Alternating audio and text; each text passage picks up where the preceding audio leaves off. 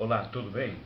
Hoje eu quero falar sobre o livro O Meio Ambiente em Debate, de Samuel Murgel Branco. O Samuel Murgel Branco, biólogo, fez várias obras a respeito do meio ambiente. E uma delas fala exatamente sobre o conceito do meio ambiente e algumas situações interessantes que aconteceram ao longo da história e que deram origem a muitas estratégias, há muitas situações que fizeram com que o livro ganhasse uma importância muito grande dentro da comunidade científica, no meio acadêmico, entre os estudantes secundários e assim por diante. O Samuel Murgel Branco é uma pessoa muito respeitada e talvez um dos maiores ambientalistas e especialistas em ecologia que nós temos aqui no Brasil. Bom, então vamos começar pelo capítulo que fala da introdução de espécies em um meio ambiente, né? É o capítulo 1 do livro. Então, eu quero destacar para vocês aquilo que aconteceu em 1935 na Austrália, né? Vocês devem ter lido isso a respeito do sapo-boi. O sapo-boi é um anfíbio brasileiro e que foi levado até a Austrália. E por que isso aconteceu? Porque lá a indústria canavieira estava sofrendo com um inseto broca. O inseto broca é um besouro e ele estava atrapalhando o desenvolvimento da agricultura para a cana-de-açúcar. Tanto o inseto, obviamente, e a cana-de-açúcar foram trazidos da América do Sul e introduzidos no solo da Austrália para poder gerar uma economia, né, sustentada na produção de açúcar, na produção de derivados. E o que aconteceu naquele momento? Ao levar a cana-de-açúcar para a Austrália, o inseto também acompanhou e se tornou uma praga naquele lugar. Por que isso aconteceu? Porque justamente na Austrália o inseto não tinha nenhum predador. E a cana-de-açúcar tinha um, que era o próprio inseto, que é o inseto broca. E aí então os australianos quiseram achar alguma forma de combater esse inseto. E aí eles fizeram um controle biológico. O que significa controle biológico? É quando você leva um outro animal predador para controlar aquilo que você considera uma praga. E o escolhido foi o sapo-boi, né? E quais eram as vantagens e por que escolheram esse animal? Bom, primeiro porque ele é um anfíbio grande, por ser um sapo. Consequentemente, ele come muito inseto, né? Ele é um animal que não é agressivo, é um animal pacato. Então, por exemplo, ele não ia causar nenhum transtorno naquele lugar em virtude do seu comportamento, mas ele ia combater aquele inseto que estava se tornando uma praga. Bom, o objetivo foi alcançado. O sapo-boi extinguiu o inseto broca. Extinguiu o inseto broca. Mas e depois que acabaram os insetos? O que o sapo-boi fez? Bom, ele começou a variar a sua dieta. Ou seja, ele começou a comer outros tipos de inseto. Só que dessa vez, insetos australianos. Então, aí começa o problema. Por quê? Porque a fauna australiana é específica daquela região. E o sapo passou a ser um agressor, consumindo insetos que serviam para a polinização de flores, que faziam parte da flora australiana.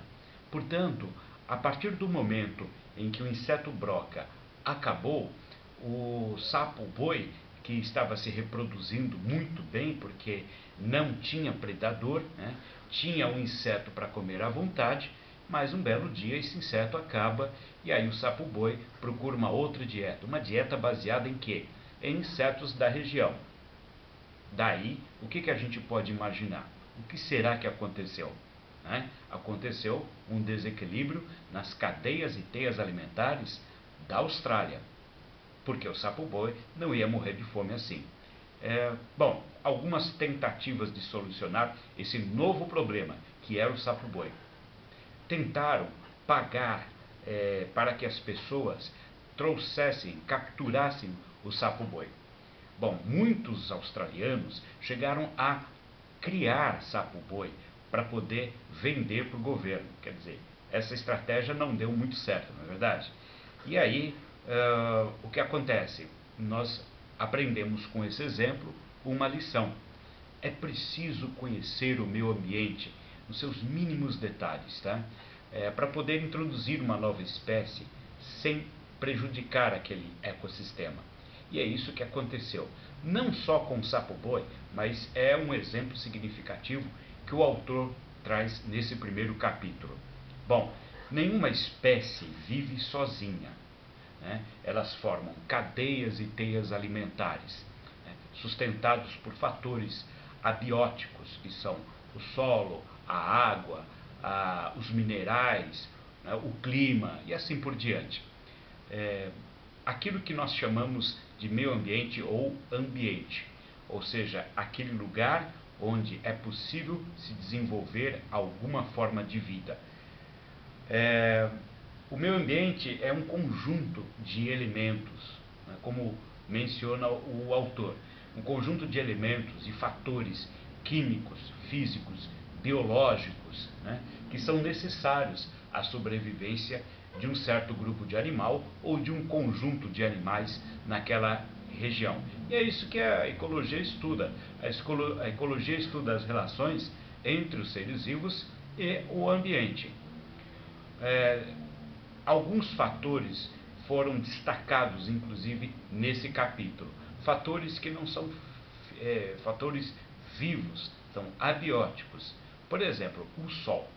O Sol, ele gera e nos fornece calor. Esse calor que o Sol nos fornece, ele faz funcionar o ciclo biogeoquímico. Ele faz o ciclo da água acontecer, né? A recirculação do ciclo da água.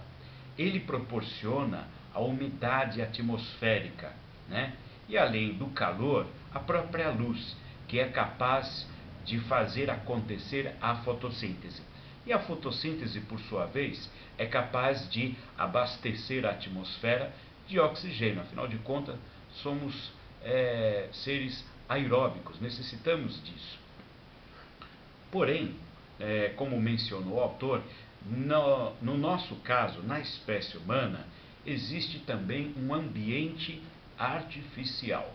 O que significa isso? Vamos dar como exemplo a própria cultura. O autor fala de um ambiente cultural, que é artificial. Bom, como é que funciona isso?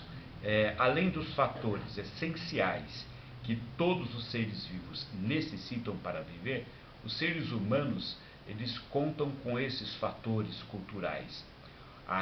Uma ilustração, a erudição, o acúmulo de conhecimentos, são características particulares da nossa espécie, né?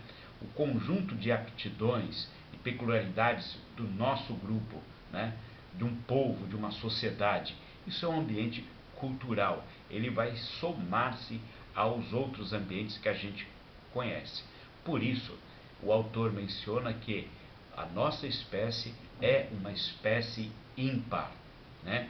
Por quê? Porque tem um ambiente cultural, hábitos, costumes, tabus, idiomas, habilidades específicas, pratos típicos, vestuário, enfim, nós seres humanos somos capazes de modificar a natureza para poder adaptar o ambiente à nossa necessidade.